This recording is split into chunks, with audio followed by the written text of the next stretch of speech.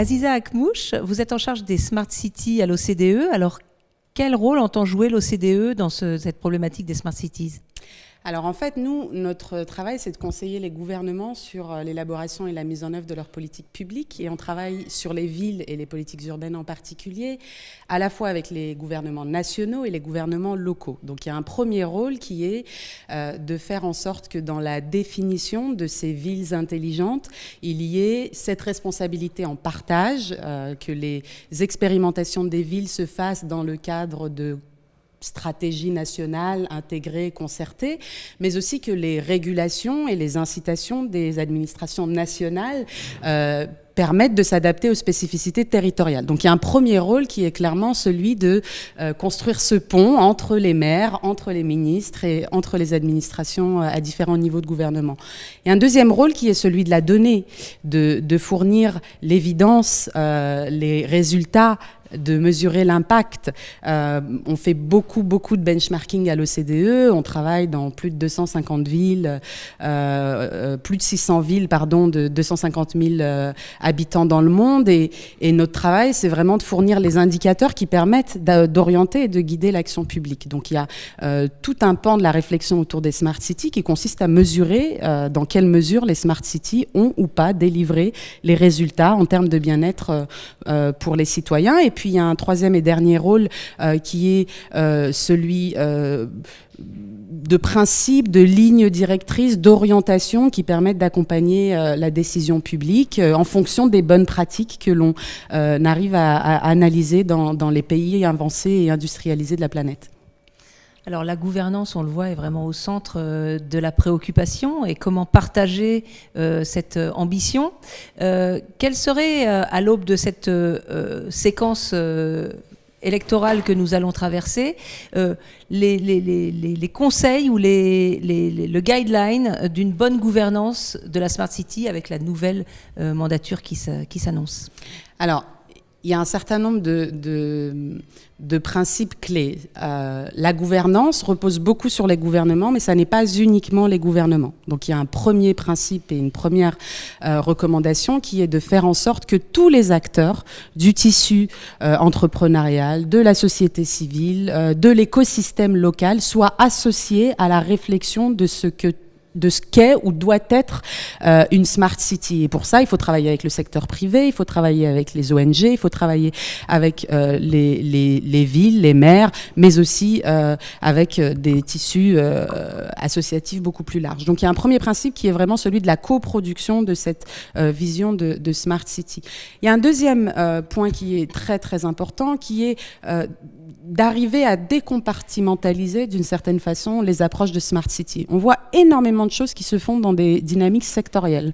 Donc on a énormément d'applications, énormément de capteurs qui permettent soit de fluidifier le transport, soit d'optimiser la consommation énergétique, soit d'éviter les fuites dans les réseaux. Et c'est souvent des investissements qui sont faits un peu en parallèle, de façon concomitante, et qui ne s'intègrent pas dans une vision partagée de ce qu'est et doit être la ville. Et ce que la Smart City doit permettre de faire aujourd'hui, c'est de désiloter ces politiques publiques. Et c'est pas facile parce que les administrations locales sont organisées autour de politiques sectorielles, et de favoriser cette vision intégrée où on peut gérer les arbitrages. On sait que des décisions qui sont prises dans tel secteur ont des impacts positifs ou négatifs dans d'autres domaines. La Smart City, c'est ça, c'est une vision cohérente du territoire, cross-sectorielle et intégrée à l'échelle locale. Alors on voit aussi beaucoup les villes coopérer entre elles, évidemment le réseau C40, mais il y en a d'autres, et notamment dans l'expérimentation, etc. Est-ce que vous voyez dans ce mode de coopération une sorte de modèle à suivre ? Alors effectivement, c'est très important d'avoir des plateformes où on peut partager les expériences, les bonnes pratiques. Très souvent, les villes sont très preneuses en matière de bonnes pratiques et beaucoup plus timides pour partager les échecs. Or, on apprend beaucoup des échecs. Donc, il faut d'autres mécanismes, pas nécessairement dans le domaine public, plutôt à huis clos. Et il y a beaucoup de réseaux de villes, mais aussi beaucoup de forums qui permettent de l'organiser. Donc, c'est très important d'avoir ces plateformes. y compris entre les pays développés et les pays en développement. On voit beaucoup de coopération décentralisée, par exemple, entre des villes de pays avancés qui travaillent avec des pays d'Afrique ou d'Asie, et de ne pas répéter les erreurs qui ont été parfois produites. Moi, je pense que dans les tendances que vous cherchez à dégager, peut-être j'en nommerai 2 ou 3. La première, les villes qui attirent l'attention aujourd'hui sont les villes qui permettent ou qui replacent le citoyen au cœur de la Smart City. Quand vous regardez des images de la Smart City un peu partout, vous voyez pas souvent des gens. On voit des réseaux, on voit des infrastructures, on voit du digital, du numérique, on voit pas souvent des gens. Et donc, replacer l'humain au cœur de la Smart City, on le voit dans des villes néerlandaises, par exemple, on le voit y compris en France, dans des cas comme Dijon, où on regarde un peu la façon dont les services essentiels sont réorganisés. C'est très intéressant. Mais replacer l'humain au cœur de la Smart City, c'est une tendance qui, je crois, aujourd'hui devient très importante après 10-15 ans d'un phénomène poussé par IBM, Cisco et le secteur privé dans ces grandes entreprises en général. Peut-être le deuxième point, c'est des villes qui permettent d'améliorer le bien-être en réorganisant les services autour des citoyens et pas nécessairement en essayant plutôt de déplacer le citoyen vers les services. Donc ça implique de repenser le territoire. Certains ont appelé ça la ville du quart d'heure. Je trouve que c'est une formule très intéressante où, dans un même périmètre, on a accès au bassin de vie et d'emploi, mais aussi à l'éducation, à la santé, etc. Et donc l'échelle, c'est le deuxième trait qui ressort un peu des innovations en matière de Smart City, est très intéressant pour éviter toutes les externalités négatives, pollution de l'air, trafic, etc., qui sont liées au déplacement de l'humain, au lieu de réorganiser les services et les territoires autour des citoyens. Ça veut dire que le distinguo qu'on fait entre brownfield et greenfield est plus aussi pertinent qu'il a pu l'être ? Il reste pertinent, et notamment, peut-être un peu moins dans les pays de l'OCDE, mais notamment dans des pays où on peut se permettre du jour au lendemain de faire pousser des villes comme des champignons.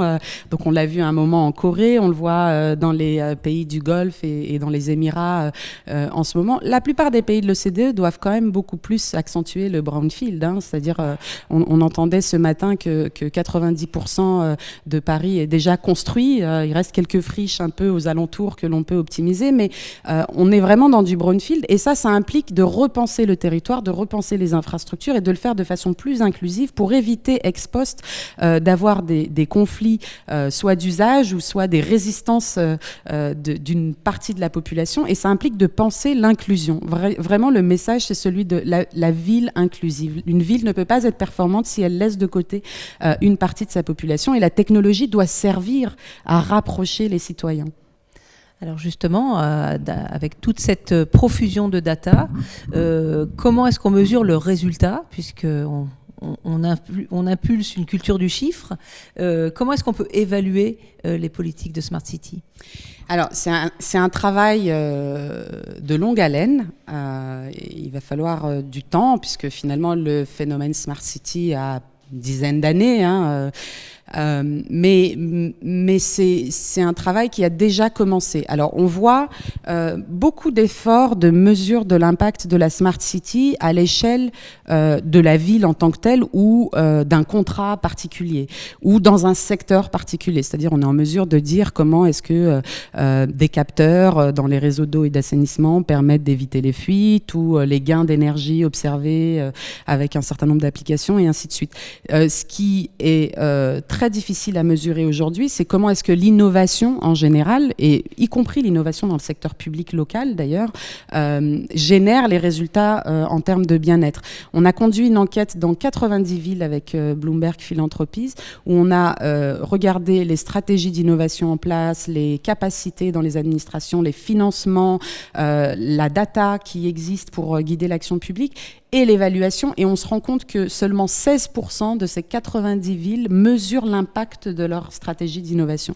Elles ont toutes des Chief Innovation Officers, elles ont toutes des équipes dédiées avec des financements souvent qui procèdent des financements publics, mais il y a très peu de choses qui sont faites en termes de mesures. Donc il faut créer un cadre d'indicateurs comparables, harmonisés. On mesure déjà le bien-être à l'OCDE. On est en train aujourd'hui de développer ces indicateurs dans les 6 à 12 mois qui suivent et qui permettent de voir les investissements dans les infrastructures digitales en tant que telles, mais aussi le niveau de satisfaction des usagers, l'engagement civique, la façon dont le monitoring des citoyens permet d'améliorer les politiques, la confiance que les citoyens ont dans leur maire ou dans leur ministre.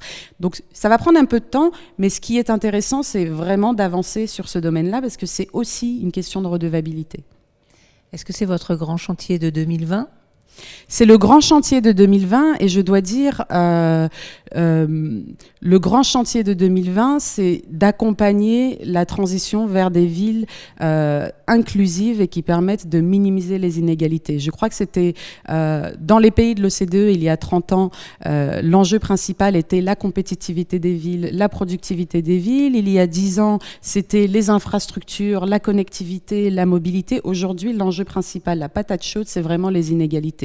C'est comment est-ce qu'on intègre toutes les populations vulnérables, comment est-ce qu'on réduit la part de la population sans domicile fixe, comment est-ce qu'on intègre localement les migrants, les jeunes, les seniors et comment le handicap et donc les inégalités. Il faut d'une certaine façon que la technologie et l'innovation digitale soient aussi au service de la lutte contre les inégalités. Est-ce qu'il y a une ville en particulier qui mérite d'être citée dans cette lutte justement contre les inégalités ? Alors nous, on travaille beaucoup avec la ville de Paris. On a un réseau de maires champions pour la croissance inclusive, une 60aine de maires de villes de toute taille qui ont mis la lutte contre les inégalités au cœur de leur administration. Cette initiative est présidée par la maire Anne Hidalgo qui a vraiment encouragé le partage des bonnes pratiques, mais aussi la définition d'objectifs de politique publique auxquels tous ces maires se sont engagés. Je pense qu'il y a dans la répartition du territoire, le réaménagement du territoire, mais aussi la lutte contre l'exclusion, des choses à Paris qui méritent d'être soulignées. Très bien. Merci beaucoup, Aziza Akhmouch. Merci à vous.